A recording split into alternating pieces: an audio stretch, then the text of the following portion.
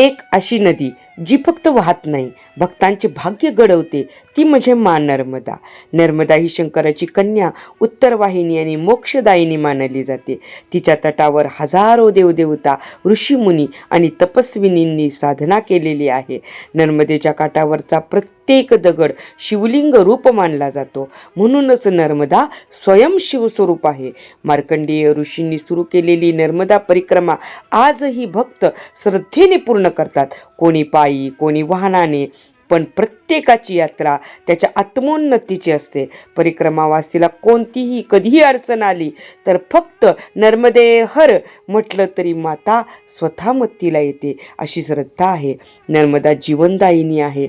जलदेवता भारतीय संस्कृतीत पूजनीय आहेत आणि श्रद्धेने मागितलेली इच्छा पूर्ण करतात. आज नर्मदा जयंतीच्या दिवशी नर्मदा अष्टक जरूर ऐका.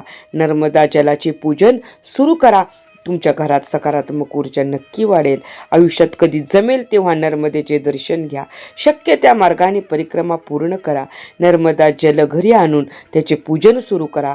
कारण श्रद्धा असेल तर नर्मदा माता मार्ग दाखवते.